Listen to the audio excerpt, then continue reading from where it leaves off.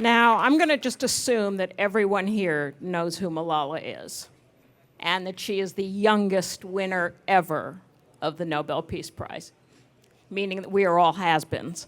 Our filmmaker, Davis Guggenheim, won the Oscar for Best Documentary for An Inconvenient Truth, the movie that sort of put global warming on the map and climate change for all of us. He also did Waiting for Superman, It Might Get Loud. Those are the documentaries. Feature films include Gracie and Gossip. And he's directed a whole bunch of TV shows you may have seen: 24, Deadwood, The Unit, NYPD Blue, and more. He Named Me Malala opened last month. And let's just get to it. Mr. Guggenheim.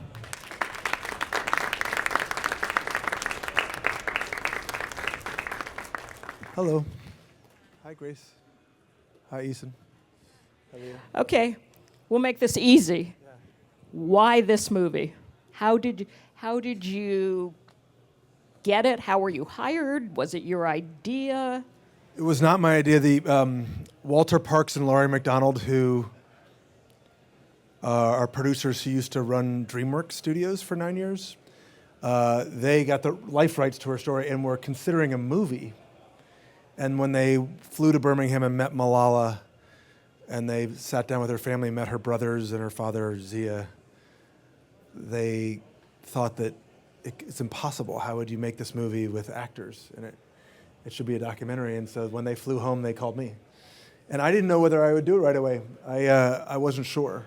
And I started to read more and more about it. And as I saw it, I said, well, this relationship between Malala's father, Ziauddin, and Malala was something very fascinating. And I have two daughters, and I wanted to figure that out. Like, what was the dynamic between these two individuals, and what was it that gave this girl the confidence in this very patriarchal society to speak out? Now, she and her family now live in Birmingham, England, because it is completely unsafe for her to be back in Pakistan. Well, she woke up. She woke up in the hospital in Birmingham when she was shot. She was brought to 3 different hospitals. I think it was 3, and was in Peshawar. And it was very clear. The credit to saving her life goes to this Pakistani military doctor who removed a large piece of her skull and reduced the swelling. But it was very clear to me very clear to them that she needed proper care for recovery. And so the UAE sent a plane and airlifted her, A hospital plane, a hospital wasn't plane, it? yeah. And flew her to Birmingham, where British soldiers were evac'd because they were dealt with military wounds, especially head trauma and things like that. So she woke up in a military hospital. She woke up in a hospital in Birmingham, England. And they ended up just settling there because that's where she woke up. Well, I think one of the most astonishing things in the film is the footage you have from the hospital. Yeah. I mean, you have footage of her on stretcher, but you have footage where, sort of essentially rehabilitation footage, where you see what she was like when she first kind of gains consciousness. You see footage where she can't catch a ball, and you see the progress that she's making. How did you get hold of that footage? Well, that was footage taken from the hospital, and it was footage taken to record her rehabilitation. I think it was from a doctor's point of view of how was she improving? What are the methods that are working? And it was very simply shot, but when I first saw it, I couldn't believe it because it was so powerful. Yeah. And it's very clear how close she was to never recovering and how severe that head wound was. I mean, you see footage where they throw a ball towards her and she can't even react, and then by the end, she can catch it, et cetera. You spent 18 months on this film from start to finish? 18 months of intensive shooting and editing, but it's been now more than 2 years of pretty active working, Right. developing the movie, shooting the movie, editing it, and now selling the movie to the world. Yeah. And was the first step to meet the family and gain their trust, and how does one do that? Well, it's the ultimate question. When you make a documentary, the success of the documentary is really about whether the people let you in and whether they trust you. And the credit goes to the family because they are such a lovely, open family. And the family you see in the movie is a family who I met. And I think they're holistically different from the people, from the experience I have of meeting most people now in this age where people are constantly telling their own story on Instagram and Facebook and Twitter. People are so conscious now of how they look to the world, their selfies. This is a family that is so genuine and so open that they didn't second guess a guy like me who's half Jewish, half Episcopalian with weird hair. They let me into their home, and they opened their home to me, and it really is a comment on them, how they trusted me to tell their story. And everyone spoke English except the mother. Malala's mother speaks limited English. Yeah, Torpakai is the mother, and there were two barriers. One was that Torpakai's English was not as good, and if anyone was a fish out of water, they were all fish out of water to some extent, but Torpakai didn't speak English that well, and was the most isolated. The kids were going to school every day, right. and Zia was out doing the work, and Torpakai at the very beginning was more isolated. But also, I think the idea of participating in a movie was something very foreign to her. And culturally, I think being on camera was something that she resisted doing at first. Yeah. I mean, in some parts of Islam, aren't there, you're forbidden, no, you shall not worship a graven image, which Yes. some people take as to being a photograph. Yeah, I wouldn't put words in her mouth, but there was definitely, I think, hesitation on her part. Okay. Like when we'd pick up the camera, you would see her sort of float into the next room. Okay. And also, it took a longer time for her to warm up to me. By the end, she asked to be in the movie and wanted to show her lesson learning English in the movie. And the thing about it when you see the movie is that Malala gets her passion and her sense of mission from her father, Zia. She gets her strength and her sort of personal power and spiritual depth from Torpakai. Okay. And when you're in that house, you know who makes the big decisions there. Malala and her mother. Wouldn't you say? Would you agree? Matriarch. Eason Jordan, who works with the family, is here tonight, so I'm looking to see if... Confirm that. Confirming, He gave a big thumbs up. The family is the father, the mother, Malala, and then her two younger brothers. If we can show a clip here, I think you'll see one of the great things about the film is the real sense of family and the interactions and how everyone can relate and recognize this. If we can see the film where she's with her, the clip where she's with her brothers. Now, how much time, how much trust does it take to get scenes like that? Were you shooting those in the beginning? Did that only come after months and months of filming to get that kind of entree? I'd like to tell you a story that I did something very special, but this is them every day, right? This is, they're very...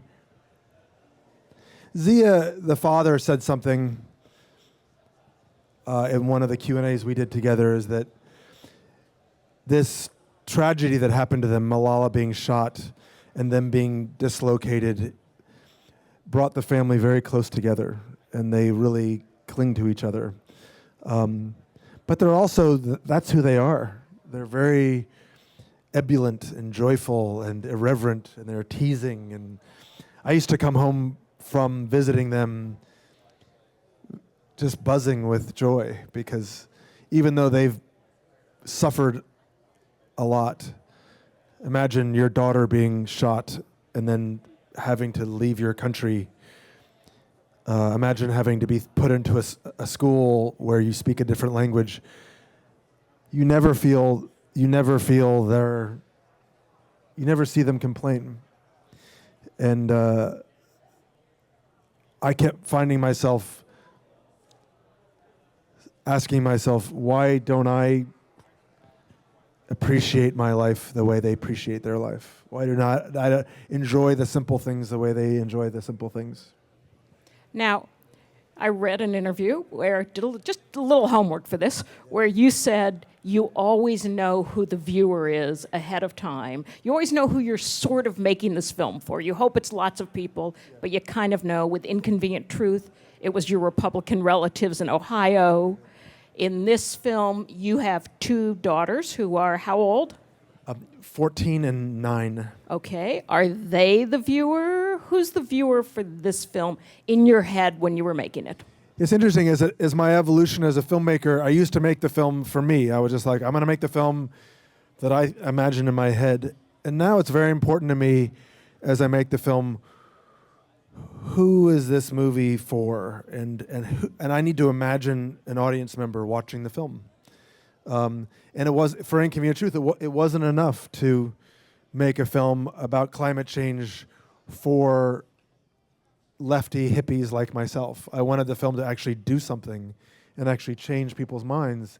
And so I had cousins in Ohio who are Republican, and I love them. They're great guys, and we agree on everything except for politics. And I was like, well, I don't need my friends in Santa Monica, California to be convinced. I want my cousins to be convinced. And so as I thought of that movie, what I put in and what I didn't put in, the moments that I wanted to be persuasive and experiential and emotional were there for them.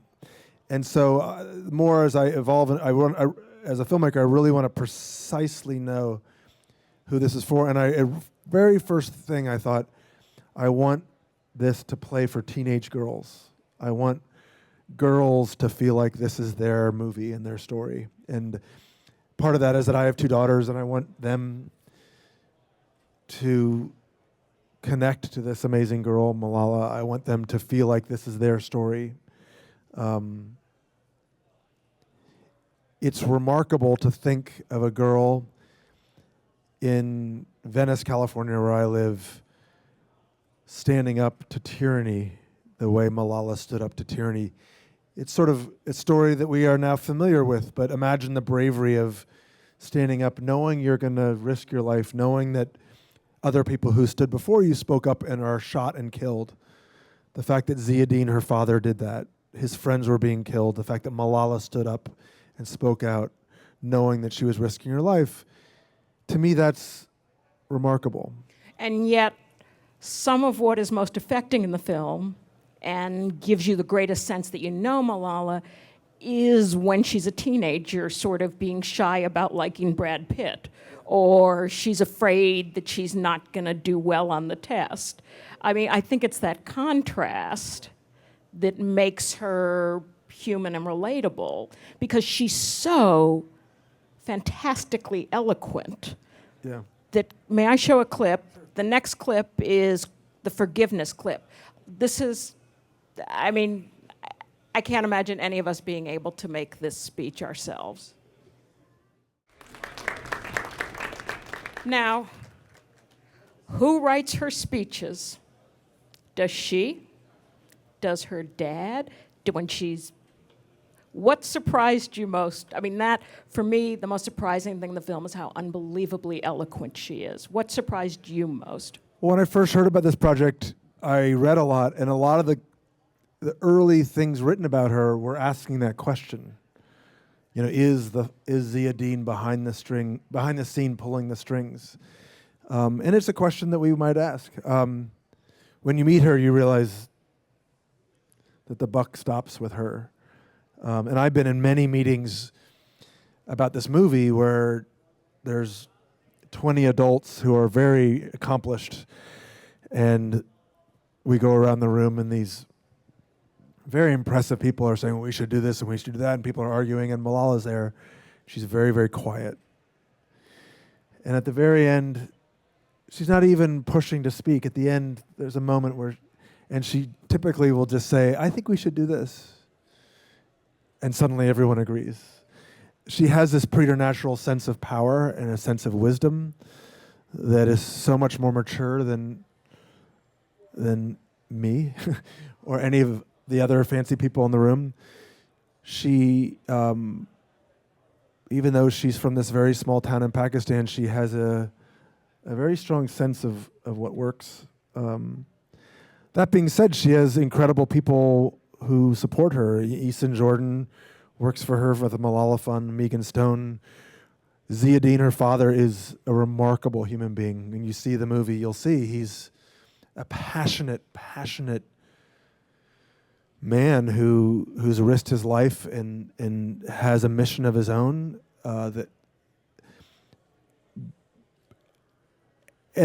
clearly they developed together, and clearly he influenced her, and so in many ways the question is a false one. They came up together, and he was impressive in his own right, and she learned at his knee. She grew up in his school. But when you see them together, you realize that she is very much her own person. And she says at a climactic moment in the film, at the end, she says, he named me Malala, which means essentially brave woman, but she says, I am my own person. I am who I am. It's the moment for me where the movie sort of reveals itself. I asked her, I said, for those of you who haven't seen the movie starts with the story of how she got her name. She's named after this girl, Malala, who was a sort of a Joan of Arc character at the Battle of Maiwand 100 years ago when the Afghanis were fighting the British. And the original Malala spoke out and rallied the Afghani troops to win the war and beat the British, but she was shot. And died. And so she's a martyred character. And I asked her at the end of the movie, your father names you after Malala. But the original Malala chose to speak out. She chose to risk her life. But you didn't choose it. Your father just named you. And she goes, no. He named me Malala, but he didn't make me Malala. And when you hear her say it, you believe it. And it's as someone who has 3 children and a son who just applied to college, who just turned 18 yesterday, there is this sort of mysterious soup which has the ingredients in the recipe of who a human being is. And my son are pieces of my wife and pieces of myself and pieces of the world, and you don't know what makes him. But when you meet Malala, she pulls from all these incredible people, Torpakai especially, her mother and her father, but she is very much her own person. I mean, she seems fully formed, and yet there are those obvious scenes where she is an adolescent that are so charming. Yeah. Speaking of college, Yeah. she will be going to college. I read she has toured Stanford and liked the fact that it was sunny and warm so much of the time. Yeah. She's also looked at Oxford. Are you going to be able to tell us where she's going to college? I don't know. Okay. I don't know, and I know that it's very important to her. And the reason why she's not here tonight is that she is studying. She's a student. And those of us who know her know that not only being a student is important, but being an A student, being the best student is important. Because if she's going to advocate for all these 66 million girls who are out of school, she better first come to the table as a good student. What was the most difficult thing about making this movie, and what do you regret isn't in there, or you regret you didn't get to make a point, or what every time do you watch it you just go, damn, I wish I'd fit that in? Well, besides everything, Yes. I can't watch these scenes without thinking how I could redo it and make it better. I think the hardest part was knowing her and her father, knowing that these people risked their lives, asking myself the question, if that was happening to me, if my kids' lives were at stake, if my life was at stake, would I be as brave as them? And not answering that question very well, knowing that, wanting to make the movie as good as, making a movie that is as good as they themselves as human beings are, and wanting to be it, and always feeling like I've fallen short, because when you spend time with them, you feel like they are up here. And what was the family's reaction when you showed them the film? I think at first the movie was very difficult for them to watch, as it would be for you. Imagine a film about yourself, someone taking pieces of your life and pieces of different events. I think it was very, very difficult to put all those pieces together. And then they had notes. They had very intelligent notes, specifically about how the Muslim world was being portrayed. Imagine, I'm a guy who lives in LA. I tried to do my best to be very sensitive, but I think they had very, subtle but very important notes about how that was. And to them, it was very important that we understood the nuances of how the Taliban was portrayed, how to portray how the Taliban was misusing Islam, which we hadn't quite gotten the subtleties of that right. And then as they saw that, they learned to like the movie, but it took them even a few more times. Even I think once they saw it with a larger audience, they could feel what the audience was feeling and appreciate that the movie was working. Now, I assume there are all kinds of demands on her time. What is sort of, and the world is a peculiar place, what is kind of the most egregious pitch that has been made to her about, have people asked her to endorse products or be a spokesperson for something that would be so far off the mark? I'm not the one to ask. Okay. You can ask Easton Jordan. He'll probably won't tell you some of the more egregious requests. He's passing. I've made films about U2, the band. There's a show tomorrow, the live show on Saturday night in Paris that I was part of. I've made films for Obama. I've made films with famous people, Al Gore. There is a phenomenon where when you're that famous, everybody wants a piece of you. Yeah. And so you can only imagine. If you had to call it, what is Malala going to end up doing? In 10, in 20 years? Anything. I mean, I know her heart, all of them are desperate to go back to Pakistan. All of them are desperate to go home. She says she misses the dirty streets. I believe her. There's something about Birmingham, England, which is wonderful. She's getting a great education, but they want to go home. Imagine just one night you're pulled from your home and you can't go home, and they just want to go home. But I think she's got ambitions. She feels like it's her job to speak for the 66 million girls who don't have a voice, and she takes that very seriously. I think she feels like it's her job to fight for her country, where there are many, many girls like her who don't have a voice, and where there's so much to do. Okay. Two questions that are not related to the film, but to you, and then we'll open it up to everybody. Your father was a well-known documentarian. He, somewhere I had the numbers, I think 3 Oscars himself, 6 additional nominations, 4 Oscars? 12 nominations. 12 nominations. It's wrong on IMDb. I apologize. Did that why documentaries? You've made feature films, you've made docs. What's the difference, and is there one you like more? Well, thank you for bringing up my father. He was my greatest teacher. He was an amazing documentarian, and he taught me everything I know. I love documentaries. I've directed a lot of television and some features, and there's no better feeling.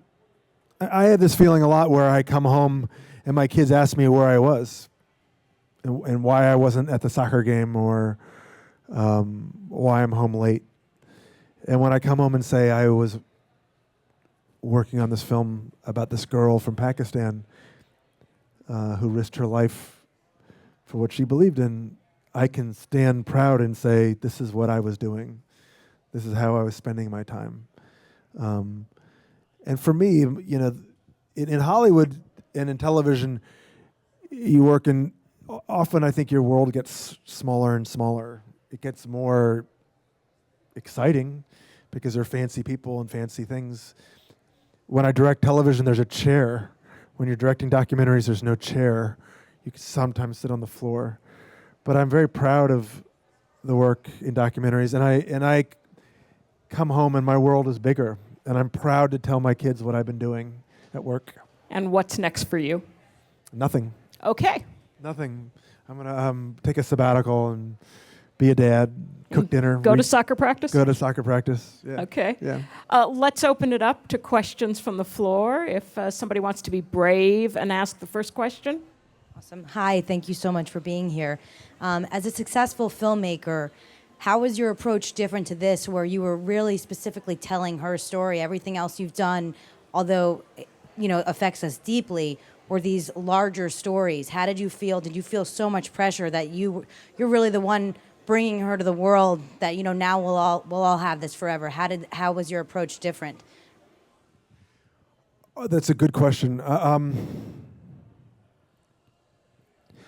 Back to my father. My father always told me that every film you make is personal. And I think that's not always true in documentaries. I mean, sometimes we watch documentaries not for the personal. We want to learn about an issue. We want to hear about an important problem. But for me, it's about the good documentaries, or the documentaries that I like, are ones that are deeply personal and emotional and tell the story of a human being. And so in some respects, all my movies have that continuity to them, but they're all different because each person is different. And the thing that I think was so specific about this movie, it's a father-daughter story. Who is this girl? Who is this man? What is the nature of their relationship? And so trying to crack that dynamic in my own mind, and going home to my daughters and thinking, who are these girls and what do they think of me? I always try to bring the stories back to me in my own life. My daughters are a complete mystery to me. I have a son and he's not a mystery to me. I don't know why. I still don't understand it. My daughters are a complete mystery to me. And so trying to figure out the nature of that relationship was the thing that was very different. But the job is the same for me, drilling in, cutting to the core, getting to know them very deeply, having them get to know me, and finding the most intimate moments, and sort of locating the struggle,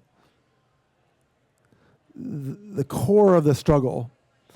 In this case, to me, the movie builds to the moment of, and to answer your question in more general, I think every movie leads to a moment of choice. To me, this movie leads to the moment of Malala choosing to speak out, to speak out to the world and risk her life.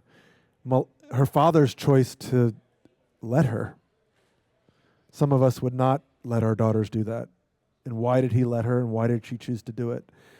And so if that's the case, how do I build the movie to that moment? How do I get them to trust me, to open up and really reveal the core of that human choice?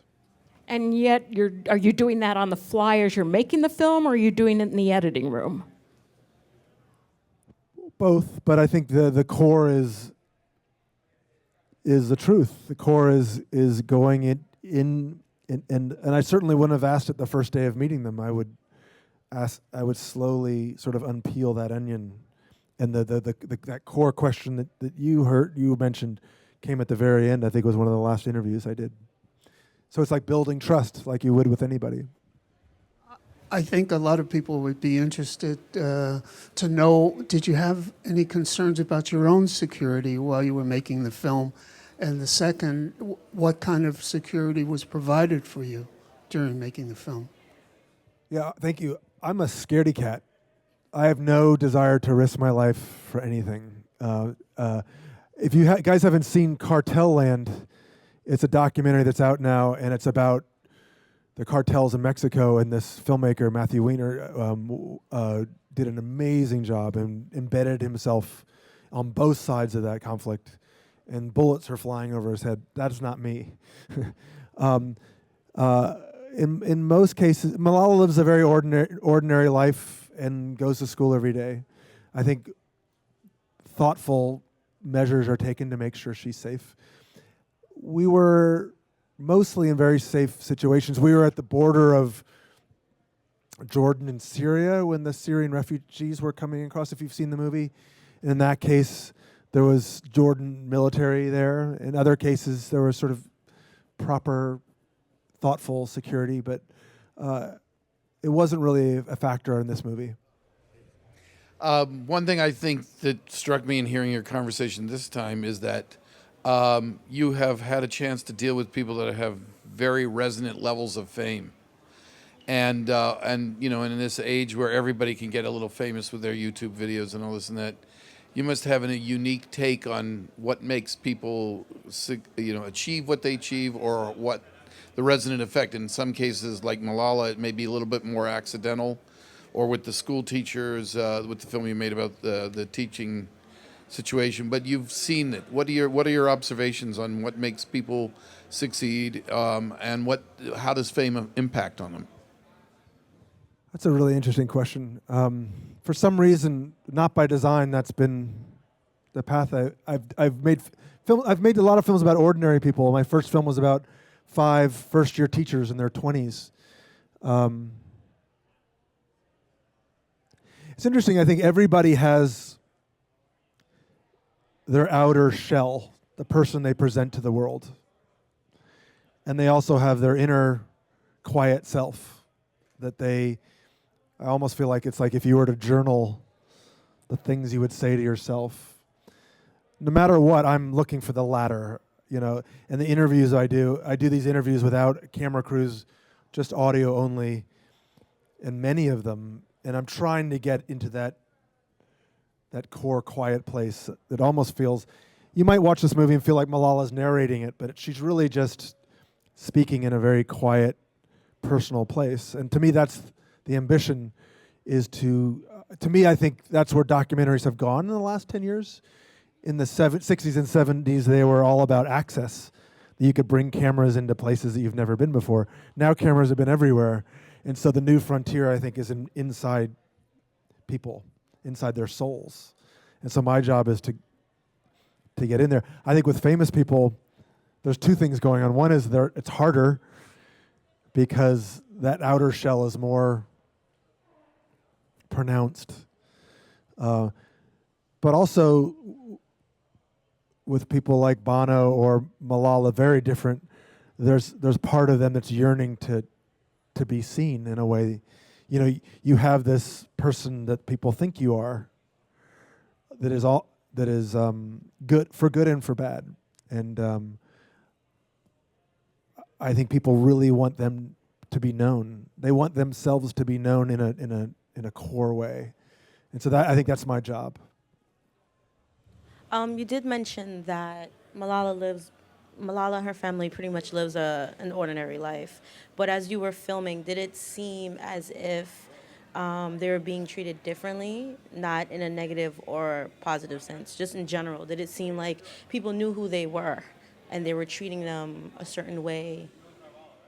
Yeah, I mean, obviously, yes.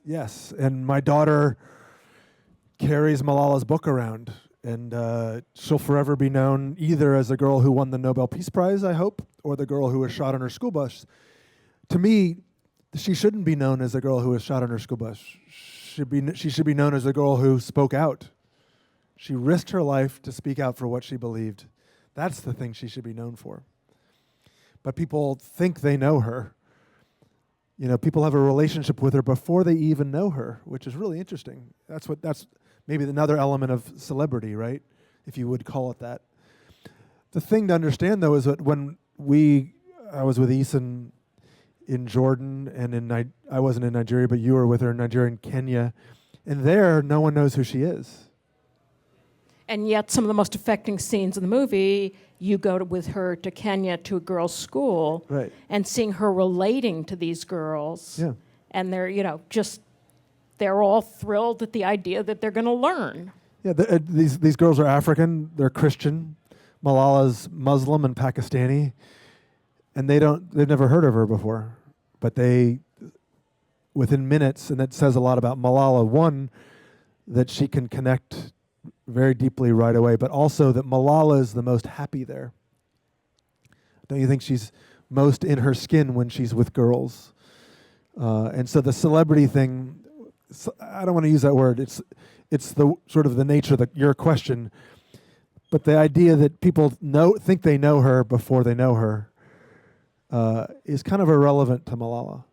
You know, the work, it's really quite amazing that she is very focused on the purpose of her life. She almost died.